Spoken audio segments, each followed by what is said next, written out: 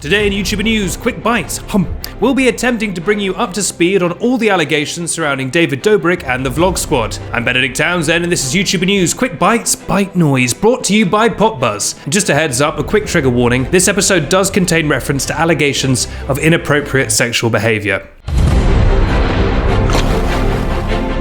Now, as we reported a few weeks ago, and we also reported it on the podcast previously, several former Vlog Squad members and other creators have recently come forward to share their alleged experiences with YouTuber and podcaster David Dobrik, with allegations including sexual assault and mistreatment, and the situation continues to escalate. Back in February, as we reported, ex-Vlog Squad member Seth Francois appeared on the podcast H3 After Dark, claiming David had pressured him into taking part in a racially insensitive jokes, in his words, traumatizing content, and says he was made to kiss another Vlog Squad member in a prank, allegedly at his expense and without his consent. Earlier that month, fellow ex-Vlog Squad member Big Nick Kaswani stated, also on H3 After Dark with Ethan and Healer, that he'd been made to feel, quote, worthless, and that he was treated, quote, like a punching bag while he was in the Vlog Squad, and that he'd begun to feel like, quote, he didn't even want to live before he left the group. Trisha Paytas, who has had a long-running feud with Dobrik, posted a video to her YouTube channel expressing relief that others were speaking out, and she said that she felt them doing so added credibility to her own claims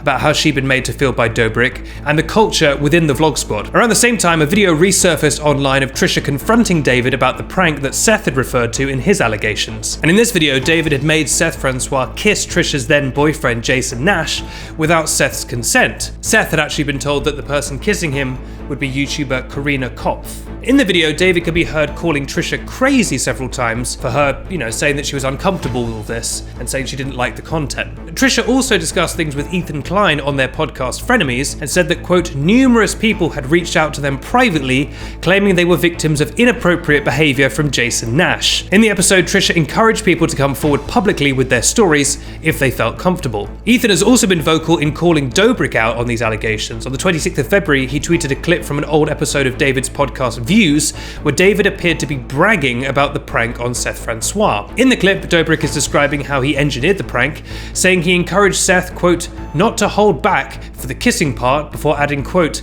but what Seth didn't know is that I replaced Karina with Jason. Jason Nash's voice is then heard describing his part of the prank, where he put his hand on Seth's knee and rubbed his back before kissing him. It's also worth noting here that Jason Nash was 44 years old at the time of the prank, while Seth was just 23 years old. David and Jason go on to discuss how, quote, homosexuality is not so accepted where Seth comes from, while David laughs, describing it as, quote, the perfect setup. Quote, a guy from Compton and I made him make out with another older man, David says, while Jason inexplicably adds, it's good for Seth. Ethan captioned the tweet, quote, this is straight up sexual assault and he did it to him twice. Absolutely infuriating to hear him talk about it so joyously, knowing the trauma it caused Seth. On the 4th of March, Scotty Sire, YouTuber and a friend of David Dobrik and Nash, posted a video to his YouTube channel accusing Seth of lying about what happened, saying, quote, I think that right now the internet is filled with a lot of unsubstantiated gossip and lies, and that sucks. He then spends 8 minutes using phraseology commonly used by sexual assault deniers, so please consider a trigger warning if you plan to watch the video yourselves. But that aside, if we concentrate on the content itself for a minute, Scotty claims that Seth is lying based on several things, none of which have any kind of sturdy foundations as far as we can tell, but here's our problem with just a few of them. First of all, he opens the video by saying, quote, David's a great person, Jason's a great person, David hasn't got a mean bone in his body, he's so nice, Jason is like the sweetest, most caring, there for you person in the world. And the thing is, how nice someone is to you has absolutely no bearing on how they behave, towards others. Yeah, they're nice to you, you're not the one making these accusations. It's completely irrelevant, and you can't use your own positive experiences to invalidate other people's alleged experiences. Second of all, Scotty discusses Seth allegedly giving consent to David to do the prank a second time, and Scotty features a clip of Seth in which David can be heard asking him for consent to try and do the prank, where he kisses Jason Nash, to do the prank again. The clip is cut short and does not include Seth actually consenting or disagreeing to the question, but Scotty is using it here as evidence that David asked for consent as proof of the consent itself. I mean, he's just showing that he asked, he does not show the reply. And Scotty says here, quote, now do you think David would have gone ahead with the prank if Seth had said no? No way in hell. And Scotty also shows screenshots allegedly showing a conversation between Seth and David in which Seth requests to do a third kissing prank. Even if consent was given for the prank the second time around, that wouldn't change whether or not there was consent in the first time, and Seth says there wasn't. And it also seems pretty convenient that the only quote-unquote evidence that Scotty has managed to find is cut off so that you can't actually hear whether the consent is given. And of course there's the fact that consent can be withdrawn. He could say perhaps that he was willing to do the prank at an earlier point, but at a later point he might not want to do the prank. That is within your rights. Third of all, Scotty shows footage of Seth after the second kissing prank in which Seth appears sort of jovial in his reaction. And Scotty says of the clip,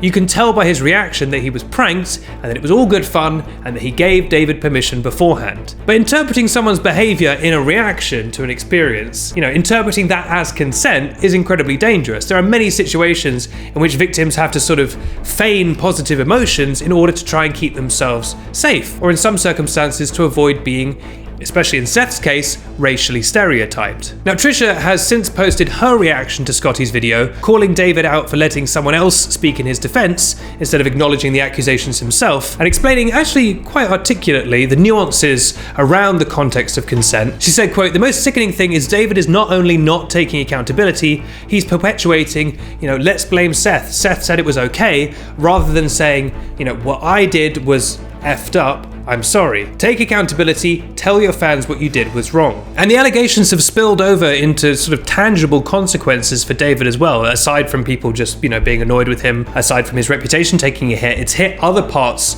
of his little world as well. Recently, he launched a new app called Dispo, as I'm sure you know, and now people have taken to the reviews of that app to call him out and basically flood the App Store with negative reviews, all with references to the allegations. They're kind of saying, look, we're not going to let you just launch an app in the middle of all this if you're not going to at least address these allegations. Hi folks, so there's been some updates to this story since we recorded YouTuber news, so I'm going to pop in now and just let you know the extra things that have happened. First of all, Scotty Sire posted a Notes app screenshot, what else, to his Twitter account, and it said, quote, "I would like to apologize to anyone who feels as though I disrespected or invalidated their story. That was never my intention, and I meant that so sincerely." So that's just your classic sort of non-apology of like, I'm sorry if you're offended, sorry you feel that way. And then he goes on to add, quote, "I chose my approach and many of my words poorly. I expected," his opinion, "to be analysed and picked apart, but I did not expect it to hurt so many people." And he has deleted the video we spoke about from his channel now. Now, for his part, Ethan Klein has also responded on Twitter, retweeting that apology with the caption, "Apologise to Seth," and another caption saying, "Scotty, with peace and love, you didn't just choose the wrong words. You ignored that David admitted to the pranks being racially motivated, ignored that the first prank was not consensual, and tried to assassinate Seth's character. Own it, please." Which are all great points. So that's a little update. Back to the show. That's all for today. Thank you for watching YouTuber News Quick Bite. We'll be back on Friday on Snapchat and YouTube with our full fat episode. And if that's too long to wait, a brand new episode of the YouTuber News podcast was also released today. We spoke about the hot water that James Charles is in at the moment, and we also spoke about Zoe and Alfie announcing that they're having a baby. Congratulations to them. Plus there's a new installment of Review, so if you want even more YouTube news goodness, check out the YouTuber News podcast wherever you get your podcasts. But either way, please leave us a load of comments on this show. It makes a big difference to us. Comment whatever you want, the sillier the better. And the laughing lady, of course, reads them all, and she needs something to do. We live in a very boring time at the moment. I'll see you soon. Look after yourselves. Goodbye.